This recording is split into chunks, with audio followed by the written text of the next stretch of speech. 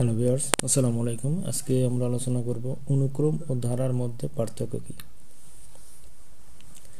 এক নম্বর হলো কতগুলো সংখ্যা বা রাশিকে একটি নির্দিষ্ট নিয়ম অনুসারে ধারাবাহিকভাবে সাজানোকে অনুক্রম বলে।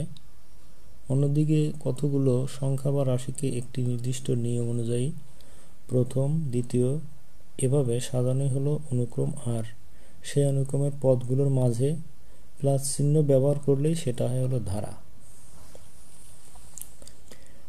অনুক্রম একটি নির্দিষ্ট নিয়মে সাজানো পদগুলির সজ্জা, অন্যদিকে ধারা একটি অনুক্রমের পদগুলির যোগফল।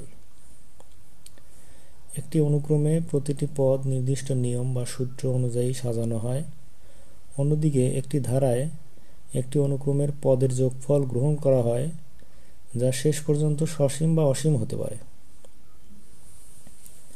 একটি অনুক্রমে প্রতিটি পদ আলাদা এবং সংজ্ঞায়িত করা হয়, অন্যদিকে একটি ধারায় প্রতিটি পদ যোগ করা হয় এবং যোগফল হিসেবে প্রকাশ করা হয়। অনুক্রমের উদাহরণ 1, 2, 3, 4। এটি একটি অনুক্রম যেখানে প্রতিটি পদ একটি পূর্ণ সংখ্যা। অন্যদিকে ধারার উদাহরণ হলো 1, 2, 3, 4। এগুলো যোগফল, মানে 1 + 2 + 3 + 4। এটি অনুক্রমের পদগুলির যোগফল, যা অসীম যোগফল হতে পারে।